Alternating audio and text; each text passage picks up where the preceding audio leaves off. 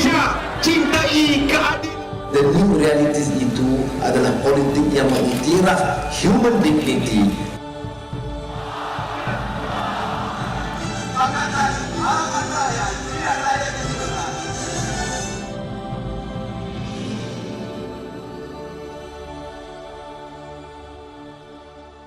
Salam sejahtera dan selamat datang ke program Jom Kenal. Di dalam program ini, kita akan berpeluang untuk mengenali calon-calon baru yang disenaraikan di dalam pilihan raya umum ke-13 akan datang. Bersama saya di studio pada hari ini ialah Dr. Ong Kiam Meng. Apa khabar, Doktor? Khabar baik. Okey. Jadi, Doktor bukannya calon baru tapi muka lama. Sebab biasa dah keluar dengan bersih dan sebagainya, ya? Ya, ada kegiatan-kegiatan dan aktiviti dengan bersih lah. Ya, dan sekarang ni akan bertanding. Ya. Okey. Doktor boleh tak ceritakan sedikit kepada penonton berkenaan dengan latar belakang Doktor? Saya dilahirkan di Kuala Lumpur, membesar di Petaling Jaya. Saya bersekolah di Lasalle Petaling Jaya sampai ke tingkatan 3. Selepas tu saya mendapat peluang untuk bersambung pendidikan saya di Singapura, di Raffles Institution dan juga Raffles Junior College kerana saya diberi beasiswa oleh kerajaan Singapura. Jadi saya belajar O-levels dan A-levels di Singapura. Selepas itu saya pergi ke United Kingdom dan belajar bidang ekonomi di London School of Economics dan selepas itu mendapatkan masters daripada University of Cambridge. Okey. Ya. Dan sebelum terlibat di dalam politik, Dr. Kiam Meng bekerja sebagai apa? Saya bekerja sebagai management consultant di sebuah syarikat Amerika Syarikat yang dipanggil Boston Consulting Group, tetapi base saya adalah di Kuala Lumpur. Ya, pada masa itu. Dan kalau tak silap saya juga ada seorang pensyarah, ya? Ya, selepas saya bekerja di KL, saya juga mendapat peluang untuk melanjutkan pelajaran saya di United States dan saya juga mendapatkan beasiswa daripada kerajaan Amerika Syarikat untuk belajar Singapura, bidang sains. bahasa Amerika. Tapi bahaya. Ya, itu bukan, tapi saya tak dapat peluang untuk mendapatkan beasiswa daripada kerajaan Malaysia. Saya tak tahu kenapa. Ya, dan saya telah melanjutkan pelajaran saya di Duke University, sebuah universiti di United States dalam bidang political science, sains politik. Ya. Jadi selepas buat masa tu yang balik ke Malaysia dan menjadi seorang pensyarah di UCSI. Di UCSI University mengajar bidang politik dan juga ekonomi. Jadi adakah melalui dari segi itu ke, dari cara itu ke yang menyebabkan doktor sekarang terlibat memasuki alam politik? Ya, sebelum saya pergi ke Amerika Syarikat, saya telah terlibat dalam bukan bidang politik sebagai seorang ahli politik, tetapi seorang yang mengkaji politik, dasar politik di negara kita, ya, termasuk pendaftar pemilih. Ya. Boleh ceritakan sedikit? Kerana sebelum saya bertolak ke Amerika Syarikat untuk melanjutkan pelajaran saya, saya telah terlibat dalam satu projek di UKM di Bangi yang tajuknya untuk memperbaiki sistem pilihan raya di Malaysia. Right. Dan bila doktor mula secara rasminya menyertai DAP, saya masuki DAP pada bulan Ogos 2012. Last year lah, Last year, belum sampai 1 tahun. Kenapa? Kerana saya ada beberapa sebab. Sebab yang pertama ialah kerana pemimpin di parti DAP adalah pemimpin yang amat baik dan boleh dipercayai dan boleh kita sebagai rakyat Malaysia boleh bergantung kepada mereka untuk memperbaiki sistem politik di negara kita ini, termasuk pemimpin seperti Lim Guan Eng, Lim Kit Siang dan juga kawan saya Tony Phua. Itu adalah sebab yang pertama. Apa dasar-dasar mereka yang menyebabkan doktor rasa mereka ini boleh jadi pemimpin negara yang baik? Ya, kerana mereka telah berjuang,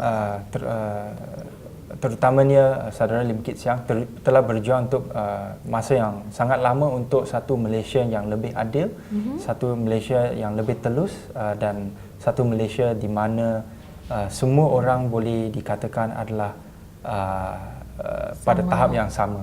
Setara dan sebagainya ya. Ya, betul.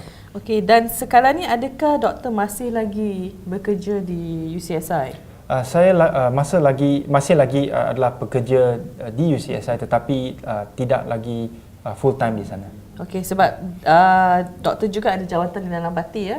Ya, saya adalah election strategist di parti. Boleh ceritakan sedikit pasal jawatan tu? Apa tugas-tugas yang diberikan kepada doktor? Ya, tanggungjawab saya di parti termasuk membuat analisa tentang pendaftar pemilih, terutamanya di kerusi yang ditandingi oleh calon-calon DAP. Okey. Membuat analisa seperti analisa yang macam mana? Seperti saya mesti mengkaji berapa tambah pengundi di kerusi-kerusi ini, sama ada pengundi ini adalah pengundi hantu ataupun tidak. Okay. Dan juga buat kajian tentang bagaimana pengundi di pilihan raya umum ke-12 menyokong ataupun tidak menyokong parti DAP. Okay. Dan memikir cara untuk menambahkan prestasi DAP di PRU ke-13. So dalam analisa yang dibuat oleh doktor ni, setakat ni ada apa finding yang doktor dah temui? Mungkin boleh share juga dengan penonton keadaan situasi daftar pemilih kita di Malaysia. Ya, dari segi pendaftar pemilih, nombor pemilih di kerusi-kerusi DAP, saya mendapati bahawa peningkatan nombor pengundi di kerusi-kerusi DAP, terutamanya kerana DAP bertanding di kawasan bandar kan sangat tinggi. Misalnya sekarang di Serdang, kawasan Parlimen Sedang, kita ada lebih daripada 130,000 pengundi di sana, berbanding dengan 16,000 di Putrajaya saja. Jadi itu adalah satu perkara yang mesti ditangani oleh parti.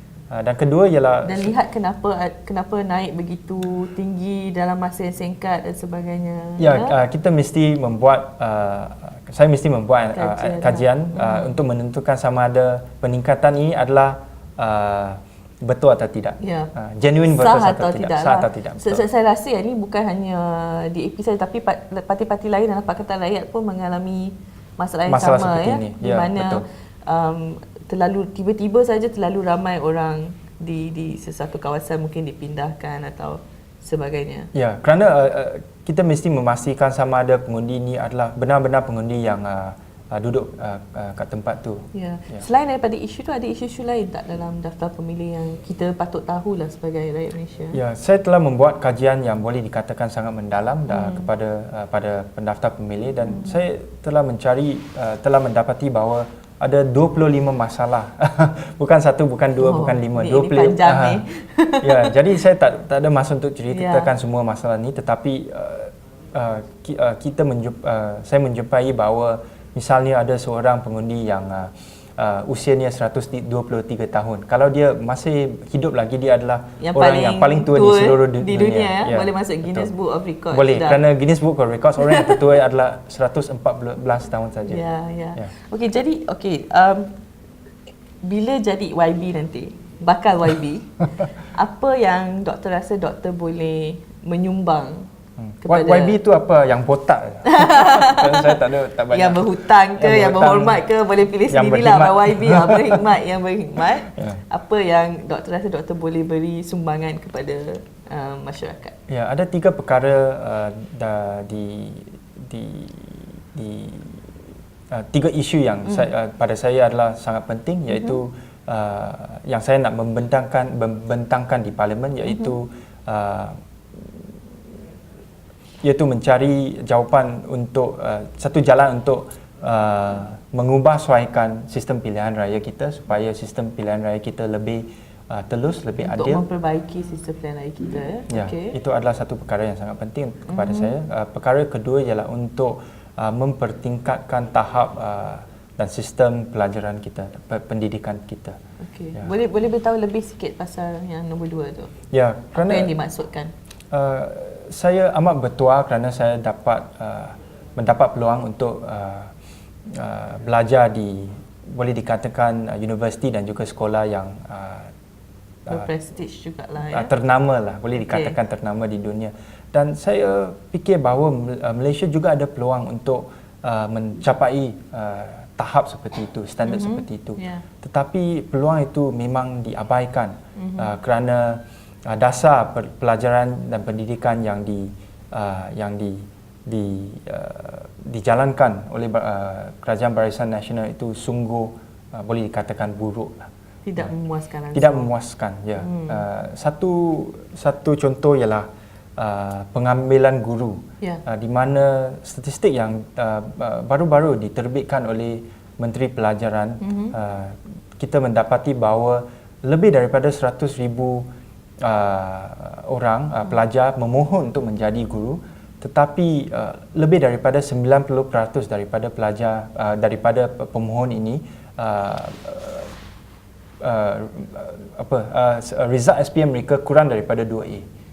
Oh, tapi diorang memohon nak jadi nak jadi guru. Maksudnya nak masuk universiti untuk belajar diploma penguruan ke atau guruan lepas SPM macam mana? Lepas SPM mereka akan memasuki institut perguruan. Ya. Jadi dan mereka diterima masuk.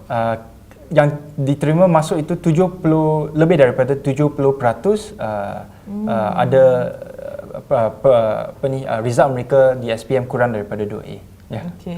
Jadi itu adalah satu perkara yang amat serius.